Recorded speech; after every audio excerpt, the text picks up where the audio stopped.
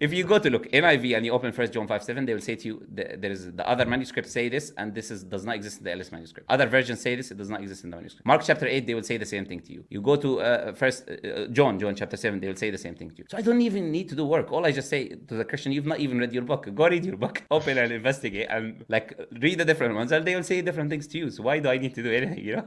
I did not know about the about that early manuscript. Not at all. Okay. Yeah, I'll definitely look into that.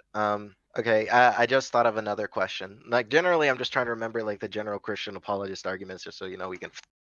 And if I see any more, I'll probably ask you, and I'll ask as No I problem.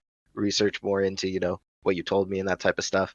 The next question I have is, I know that there's a hadith. I don't know the exact one. I just remember it generally goes with Prophet Muhammad.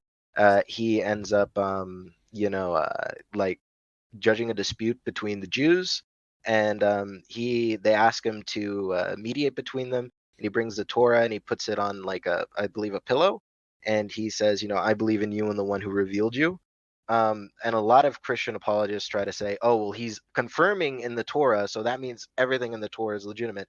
What would be your response to that? Okay, so now I would say a very simple thing there. There's two ways to understand this. First, that this narration is not authentic, which is said by many, many, many different scholars. We can just simply say that we don't accept the authenticity of this narration, and therefore, your story does not work anymore. I want to say something very important. Whenever I say that we don't accept the authenticity of these narrations, I can bring you books of people who died over 1,000 years ago who's saying this narration is not authentic. So it's not me today because I didn't like it, or a group of Muslims didn't like it today, so we said we say it's not authentic. But we have a long history of people telling us what is authentic and what is not authentic. And the Christians just newly figured out this information. They think now they know